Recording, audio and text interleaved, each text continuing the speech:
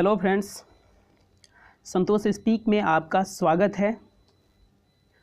और पिछले क्लास का रिस्पांस आप लोगों का बहुत अच्छा रहा है, इसलिए आपको बहुत बहुत धन्यवाद।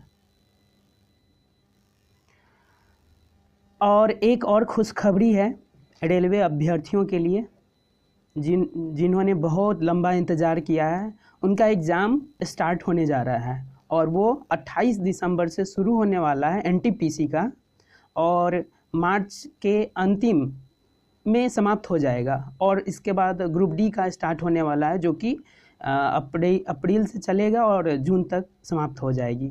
तो आप लोग का लंबा इंतज़ार अब ख़त्म हो गया है। अब कठोर मेहनत करेंगे कुछ 2021 में प्राप्त करने के लिए। तो चलते हैं क्वेश्चन पे। और एक बात और कहनी थी, जिन्होंने इस चैनल को सब्सक्राइब किया है वो बटन आइकन ज़रूर दबाएंगे, क्योंकि मैं ये निश्चित नहीं कर सकता हूँ कि मैं कब वीडियो अपलोड करूँगा। मुझे जब समय मिलेगा मैं वीडियो को अपलोड कर दूँगा, ठीक है। और आज के क्लास में बहुत कुछ सीखने वाले हैं और रिवीजन भी होने वाला है, और आज का क्लास बहुत मज़ेदार होने वाला है। तो चलते हैं क्वेश्चन नंबर 1 पे। अरुणा आसफ अली को कहाँ भारतीय राष्ट्रीय कांग्रेस ध्वज फहराने के लिए याद किया जाता है? यानी कि उन्हें याद किया जाता है राष्ट्रीय कांग्रेस ध्वज फहराने के लिए। तो इसमें कहा ऑप्शन दिया हुआ है, उस ऑप्शन को जानेंगे कि कौन कौन सा ऑप्शन है। नंबर 1 क्या है? असहयोग आंदोलन के दौरान, सविनय अवज्ञा आंदोलन के दौरान, स्वराज आंदोलन के दौरान, भारत छोड़ो आंदोलन के दौरान। इसका आंसर क्या होगा? इसका होगा आंसर भारत छोड़ो आंदोलन के दौरान। क्या होगा? भारत छोड़ो आंदोलन के दौरान। यानी कि अरुणा आसफ अली को भारतीय राष्ट्रीय कांग्रेस ध्वज फहराने की याद किया जाता है भारत छोड़ो आंदोलन के दौरान। अच्छा, भारत छोड़ो आंदोलन हुआ कब था? यह आंदोलन 9 अगस्त 1942 को हुई थी, ठीक है। और इसी आंदोलन के दौरान गांधी जी ने करो या मरो का नारा दिया था। क्या कब हुआ था भारत छोड़ो आंदोलन? 9 अगस्त 1942 को। और इसी आंदोलन के दौरान गांधी जी ने करो या मरो का नारा दिया था। तो क्वेश्चन नेक्स्ट पे चलते हैं। वास्को डी गामा भारत कब आया था? क्या है? वास्को डी गामा भारत कब आया था? ऑप्शन क्या है? 1492, 1498, 1948, 1857। आपको क्या होगा आंसर? इसका आंसर हो जाएगा 1498। क्या होगा? 1498। क्या होगा? 1498। वे भारत वास्को डी गामा रहने वाले कहाँ के थे? वे पुर्तगाली थे। कहाँ के थे? वो पुर्तगाली थे। और उन्होंने 1498 ईस्वी को कालीकट बंदरगाह पहुंचकर, भारत में जो कालीकट बंदरगाह है वहाँ पहुँचे थे, और भारत और यूरोप के बीच नए समुद्री मार्ग की खोज की थी। अच्छा, ऐसा ऐसा नहीं था कि इंडिया से यूरोप कनेक्टेड नहीं थे, कनेक्टेड थे, पहले भी थे, लेकिन वो क्या था कि पश्चिम एशिया में कुछ कारणों के चलते वो जो रास्ता है वो ब्लॉक हो गया था, जिसके बाद उन्होंने समुद्री मार्ग की खोज की। और वो पहले पुर्तगाली थे, पुर्तगाल के रहने वाले थे वास्को डी गामा। उन्होंने भारत की खोज समुद्री मार्ग से किया, और उन्होंने 1498 ईस्वी को कालीकट बंदरगाह पहुँचे और भारत और यूरोप के बीच में नए समुद्र मार्ग की खोज की। अच्छा, एक और क्वेश्चन यहाँ से एराइज होता है कि पुर्तगालियों ने अपनी पहली व्यापारिक कोठी कहाँ खोली थी? इसका आंसर क्या होगा? पुर्तगालियों ने अपनी पहली व्यापारिक कोठी कोचीन में खोली थी। कहाँ? कोचीन में खोली थी, ठीक है, तो अब नेक्स्ट क्वेश्चन पे चलते हैं। अच्छा, मंगल ग्रह के कितने चंद्रमा हैं? क्या है? मंगल ग्रह के कितने चंद्रमा हैं? इसका आंसर बताइए। 1 2 3 4। मंगल ग्रह के कितने चंद्रमा हैं? मंगल ग्रह के 2 चंद्रमा हैं। कितने चंद्रमा हैं? 2 उपग्रह हैं, चंद्रमा है, जो भी बोलिए।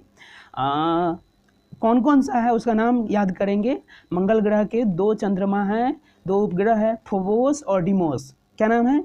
फोबोस और डिमोस। अच्छा, मंगल सूर्य की परिक्रमा कितने दिनों में करते हैं?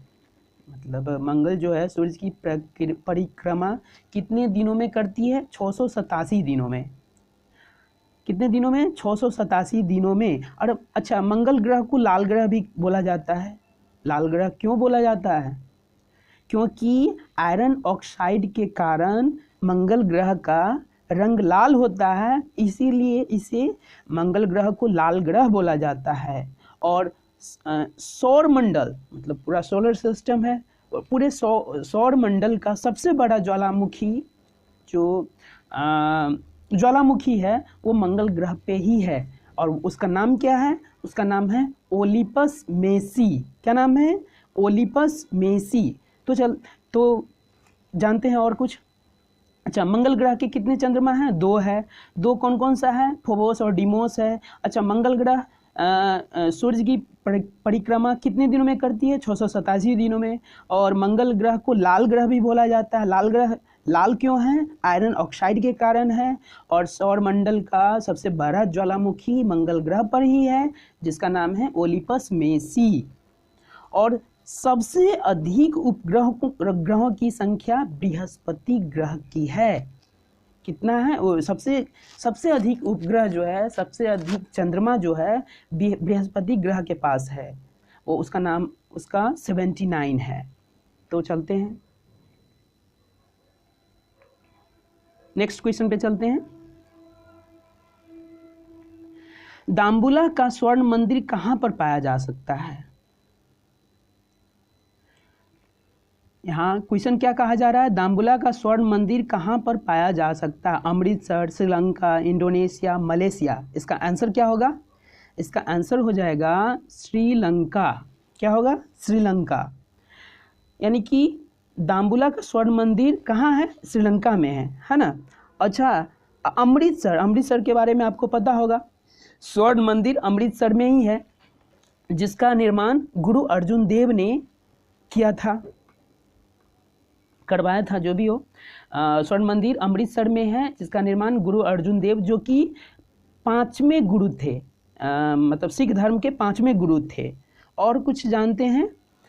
मर्डेका पैलेस जकार्ता में है, जकार्ता इंडोनेशिया में है। मर्डेका पैलेस याद रखेंगे, जकार्ता इंडोनेशिया में है।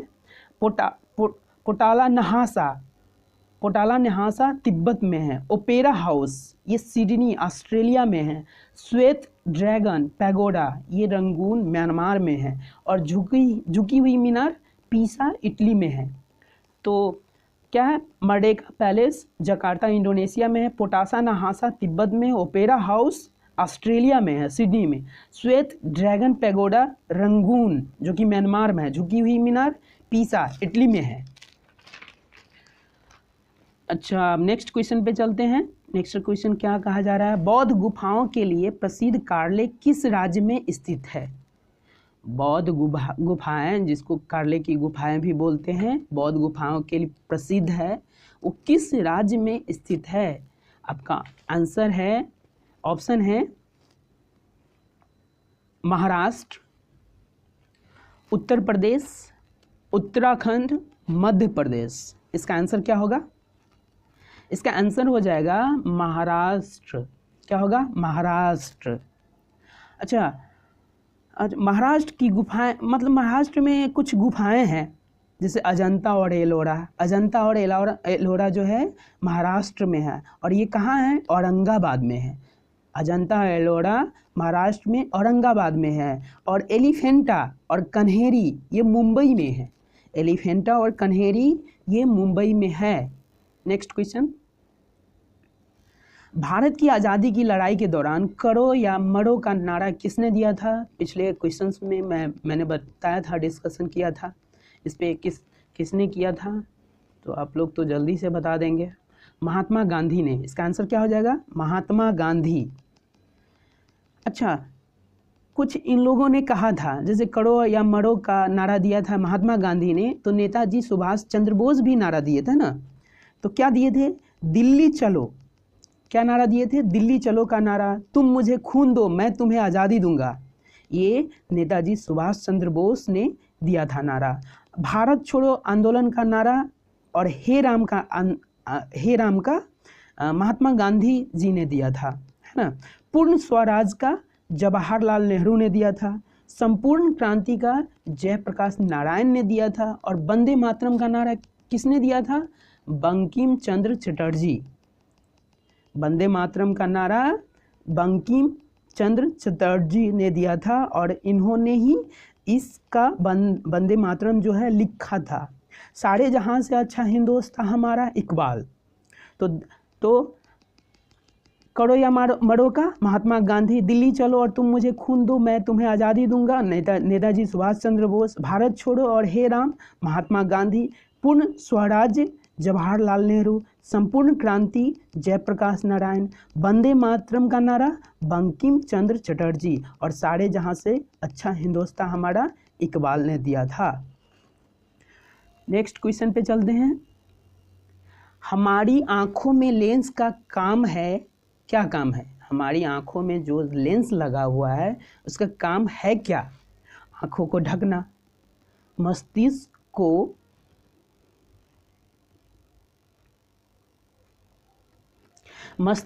को छवियों के संदेश भेजना, आंख की फोकस दूरी को बदलना, चोट से आंखों को सुरक्षा करना। इसका आंसर क्या होगा? बताइए आंसर क्या होगा इसका? आंख की फोकस दूरी बदलना। क्या होगा? आंख की फोकस दूरी बदलना। इसका आंसर हो जाएगा आंख की फोकस दूरी बदलना, यानी कि आंखों में लेंस का काम है आंख की फोकस दूरी को बदलना। अच्छा, लेंस दो प्रकार के होते हैं, कौन कौन सा होता है? उत्तल लेंस, अवतल लेंस। क्या होता है? उत्तल लेंस और अवतल लेंस। और उत्तल लेंस का जो ये होता है, मतलब पावर होता है, वो पॉजिटिव में होता है और अवतल लेंस का जो पावर होता है वो निगेटिव में होता है। और जैसे कि हम लोग चश्मा पहनते हैं, कोई भी चश्मा पहनता है तो उसका जब उत्तल लेंस होगा तो उसका साइन जो होगा ना, डॉक्टर लिखते हैं पॉजिटिव में उसका होता है और चश्मा उसी के अनुसार बनता है। और निगेटिव का जिनका अवतल लेंस, यानी कि बता रहे हैं, इस सब के बारे में बता रहे हैं। चलिए आगे। लेंस की एसआई मात्रक, मतलब इसका यूनिट क्या होता है? डायोप्टर होता है। क्या होता है? डायोप्टर होता है। और स्पष्ट दूरी की न्यूनतम दूरी क्या होता है? 25 सेंटीमीटर होता है। कितना होता है? 25 सेंटीमीटर।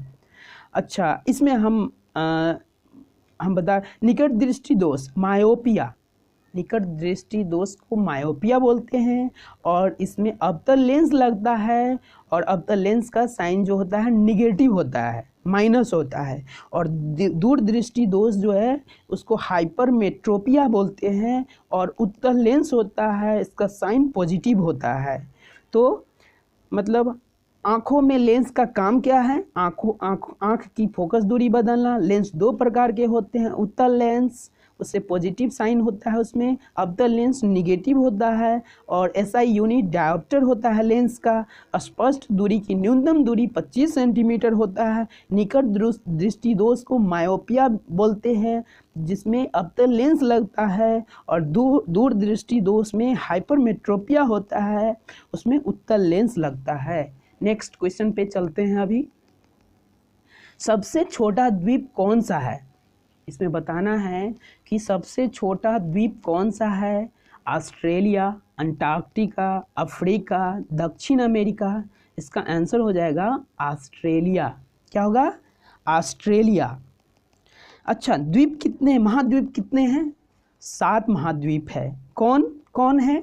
एशिया, यूरोप, उत्तर अमेरिका, दक्षिण अमेरिका, अफ्रीका, ऑस्ट्रेलिया, अंटार्कटिका। क्या क्या है? एशिया, यूरोप, उत्तर अमेरिका, दक्षिण अमेरिका, अफ्रीका, ऑस्ट्रेलिया, अंटार्कटिका। अच्छा, ऑस्ट्रेलिया के जो निवासी हैं उन्हें क्या बोला जाता है? उन्हें एबॉर्जिन्स बोला जाता है। क्या बोला जाता है? एबॉर्जिन्स बोला जाता है। और ऑस्ट्रेलिया महाद्वीप में 22 देश हैं। कितने देश हैं? 22 देश हैं। इस द्वीप को the land of golden fleece, land of kangaroo, प्यासी भूमि का देश बोला जाता है। और सबसे बड़ा देश एशिया है। सबसे बड़ा मतलब महाद्वीप जो है वो एशिया है। नेक्स्ट क्वेश्चन पे चलते हैं।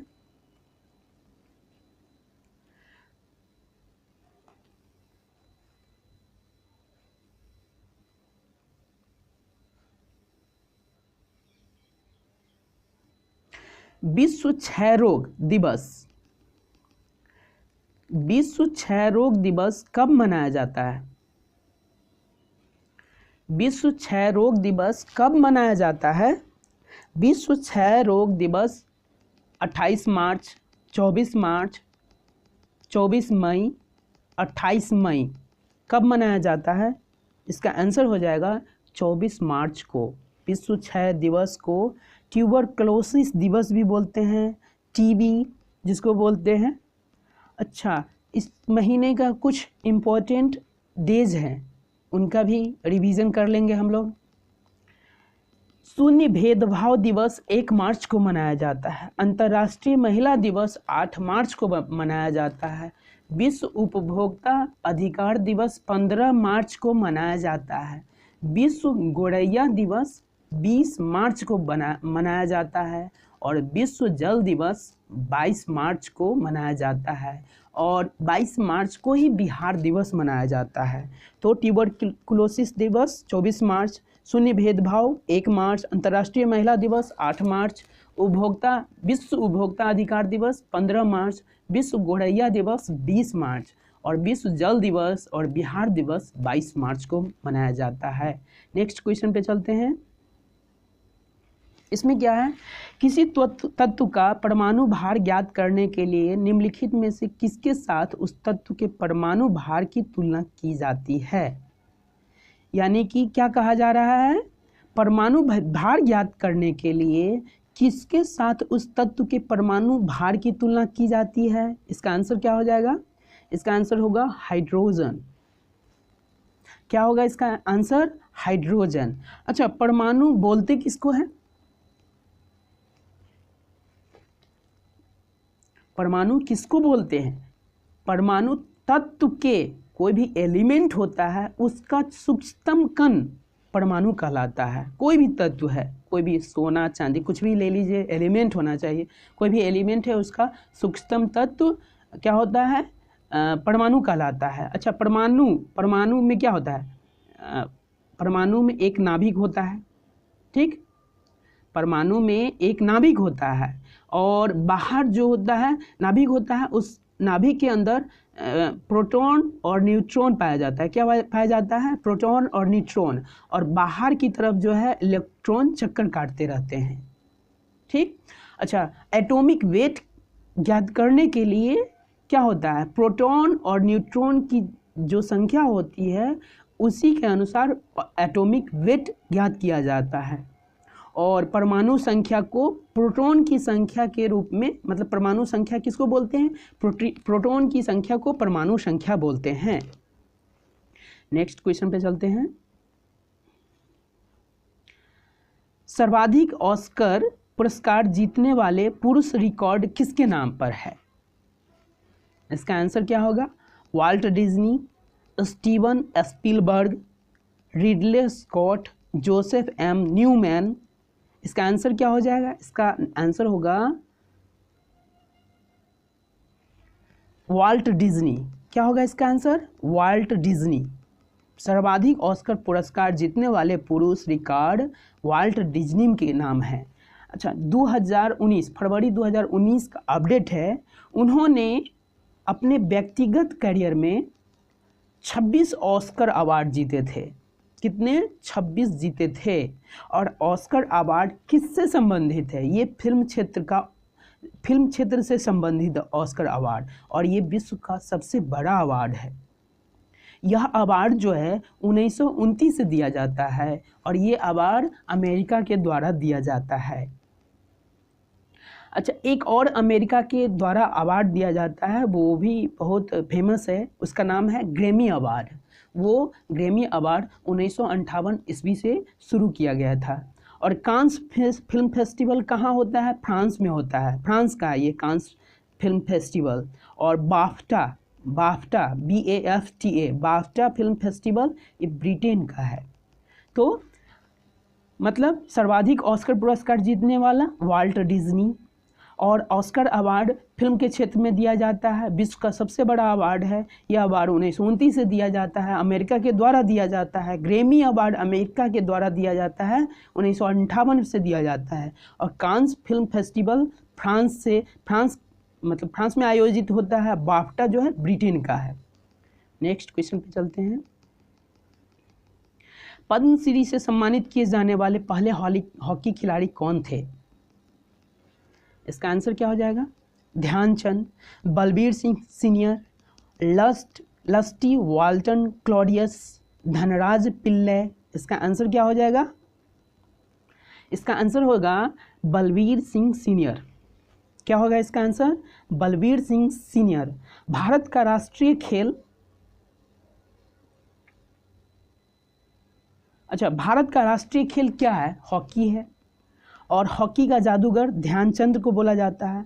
ध्यानचंद के जन्म दिवस पर ही राष्ट्रीय खेल दिवस मनाया जाता है, जो कि 1929 को मनाया जाता है, 29 अगस्त को मनाया जाता है। यानी कि पद्मश्री से सम्मानित किए जाने वाले पहले हॉकी खिलाड़ी कौन थे? और बलबीर सिंह सीनियर थे। और भारत का राष्ट्रीय खेल है हॉकी। और हॉकी का जादूगर ध्यानचंद को बोला जाता है। और ध्यानचंद के जन्म दिवस पर ही राष्ट्रीय खेल 29 अगस्त को मनाया जाता है। नेक्स्ट क्वेश्चन पे चलते हैं। निम्नलिखित में से इथेनॉल किससे प्राप्त किया जाता है? इसका आंसर देना है। चावल, सूरजमुखी, गन्ना, पेट्रोल। इसका आंसर क्या हो जाएगा? गन्ना होगा। इसका क्या होगा? इथेनॉल, जो कि पेट्रोल में भी मिलाया जाता है कुछ परसेंटेज। तो इसका इथेनॉल गन्ना से प्राप्त होता है। अच्छा, बायोडीजल बहुत चर्चा में रहता है। बायोडीजल किससे प्राप्त किया जाता है? ये करंद, सूरजमुखी, जेट्रोफा, पेंगामिया अंडी आदि से प्राप्त किया जाता है। ठीक, नेक्स्ट क्वेश्चन पे चलते हैं। मोटापे को मापने के लिए निम्नलिखित में से किसका प्रयोग किया जाता है? चलिए बताइए इसका answer. PMI, BMI, AMI, QMI। इसका आंसर होगा BMI। क्या होगा इसका? BMI। इसको बोलते हैं बॉडी मास इंडेक्स। क्या बोलते हैं? Body mass index. अच्छा, RBC की संख्या किससे मापा जाता है? नापने के लिए जो है किसका प्रयोग किया जाता है? हीमोसाइटोमीटर का।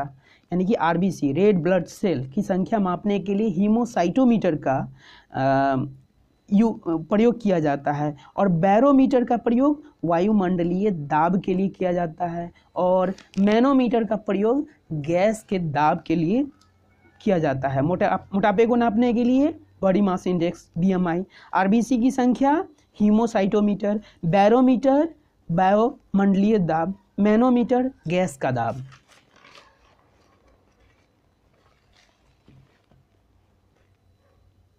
लीवर पर वह बिंदु कौन सा है जो अपने स्थान पर स्थिर रहता है?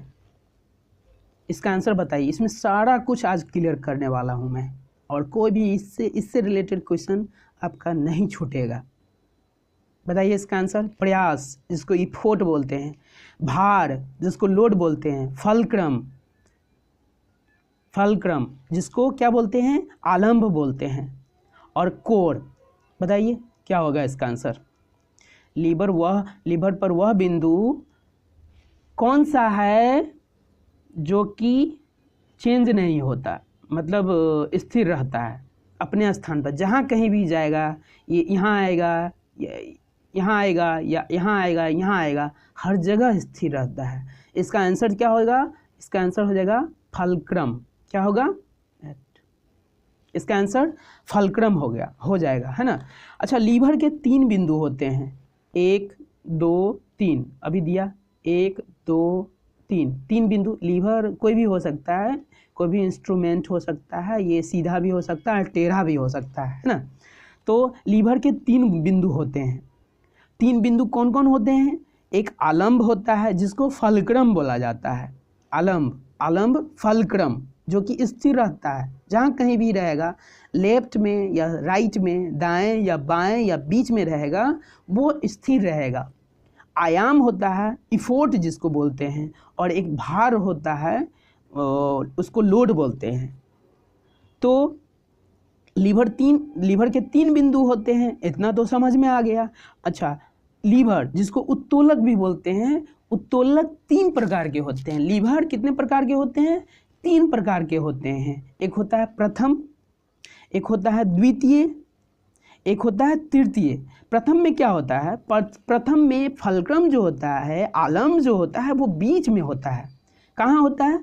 फल्क्रम मतलब प्रथम श्रेणी का जो उत्तोलक होता है, उसमें फल्क्रम क्या होता है? बीच में होता है। और फोर्स जिसको इफोर्ट बोलते हैं, और वेट होता है एक साइड, वो दोनों साइड पे होता है। जैसे कि कैंची में क्या होता है? फल्क्रम, और एक साइड हम काटने के लिए एक साइड इस्तेमाल करते हैं इफोर्ट का, मतलब दोनों हाथ में डाल करके वहाँ इफोर्ट लगाते हैं, है ना, प्रयत्न करते हैं, और उस साइड क्या होता है? कपड़ा कट जाता है। तो कैंची जो हो गया प्रथम श्रेणी का उत्तोलक हो गया। और द्वितीय श्रेणी का उत्तोलक में क्या होता है? बीच में भार होता है। कहाँ होता है भार? बीच में होता है भार। और उसमें सरौता किसको बोलते हैं? जिससे सुपारी को काटा जाता है, उसको सरौता बोलते हैं, है ना। तो बीच में क्या होता है? भार होता है। और तृतीय श्रेणी का होता है इफोर्ट, जो प्रयत्न करते हैं वो बीच में, जैसे कि झाड़ू हो गया, चिमटा हो गया, वो बीच में इफोर्ट लगाते हैं। तो इस तरह से हम याद रखेंगे कि प्रथम श्रेणी फल्क्रम बीच का हम याद रख लेंगे। प्रथम श्रेणी बीच में फल्क्रम, द्वितीय श्रेणी बीच में वेट, और तृतीय श्रेणी में इफोर्ट। तो ये क्लियर हो गया। इस क्वेश्चन में एक भी क्वेश्चन नहीं छूटेगा इससे रिलेटेड। अच्छा, पक्षियों के अध्ययन को क्या कहा जाता है? पक्षियों के अध्ययन को क्या कहा जाता है? इसका आंसर बताइए। एंटोमोलॉजी, ऑर्निथोलॉजी, बर्डोलॉजी, हर्पटोलॉजी, क्या होगा इसका आंसर? इसका आंसर जो हो जाएगा ऑर्निथोलॉजी। क्या होगा इसका आंसर? ऑर्निथोलॉजी, है ना। इसमें क्या है? ऑर्निथोलॉजी, इसका आंसर हो जाएगा ऑर्निथोलॉजी। इसमें क्या, इंडियन बर्ड जो है उसका राइटर कौन थे, यह बताइए। उसका राइटर डॉक्टर सलीम थे। डॉक्टर सलीम भारत के बहुत बड़े पक्षी विज्ञानी थे। कौन थे? पक्षी विज्ञानी डॉक्टर सलीम थे। अब वो उन्होंने लिखा था इंडियन बर्ड। अच्छा, शिकारी पक्षी किसको बोला जाता है? शिकारी पक्षी बाज को बोला जाता है। और तीव्रतम पक्षी किसको बोला जाता है? अलाविल को बोला जाता है। तीव्रतम पक्षी अलाविल को बोला जाता है। ऊंचाई तक उड़ने वाले पक्षी कौन होता है? गिद्ध होता है। तो पक्षियों के अध्ययन को ऑर्निथोलॉजी, इंडियन बर्ड किसने लिखा है? डॉक्टर सलीम। शिकारी पक्षी किसको बोला जाता है? बाज को। तीव्रतम पक्षी कौन होता है? अलाविल होता है। और ऊंचाई तक उड़ने वाला पक्षी कौन होता है? गिद्ध होता है। नेक्स्ट क्वेश्चन पे चलते हैं। सौरमंडल का सबसे छोटा ग्रह कौन सा होता है? सौरमंडल का सबसे छोटा ग्रह कौन सा होता है? नंबर 1 है प्लूटो, नंबर 2 है बृहस्पति, 3rd है बुध, 4th है पृथ्वी। कौन होगा? इसका आंसर हो जाएगा सबसे छोटा बुध होता है। कौन होता है? बुध।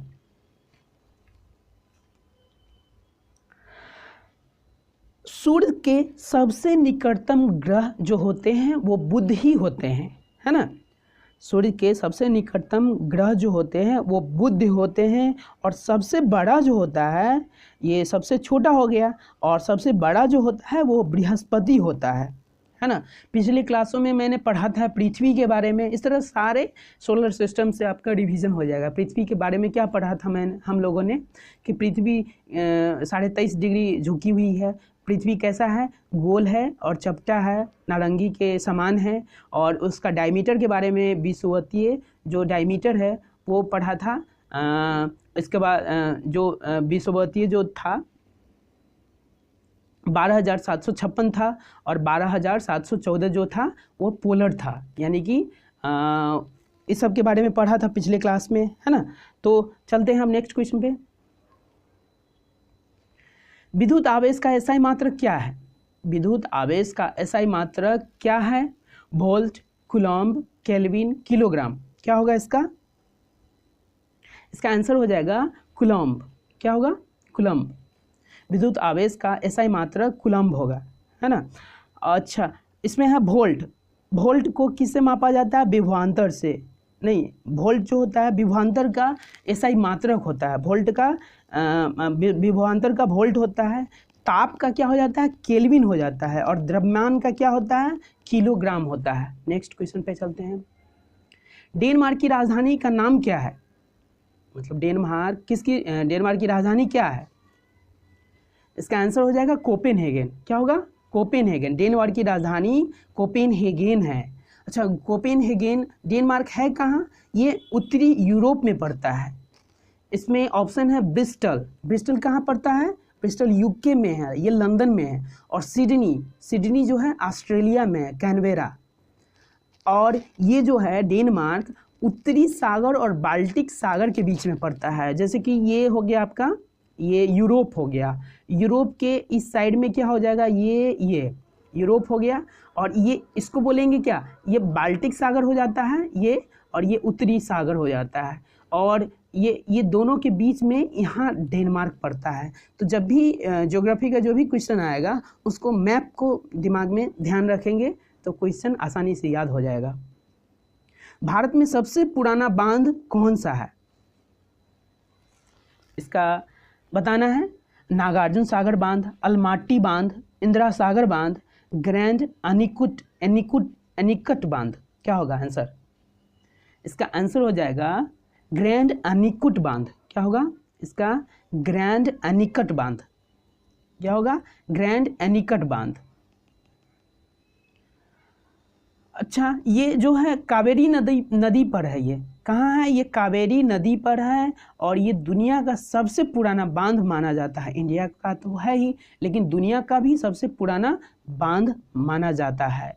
और इंदिरा सागर बांध जो है ये सतलज नदी पे है। यहाँ क्या है? इंदिरा सागर जो बांध है वो सतलज नदी पे है। और नागार्जुन सागर जो है और अलमाटी बांध भी है, वो नागार्जुन सागर बांध और अलमाटी बांध जो है वो कृष्णा नदी पे है।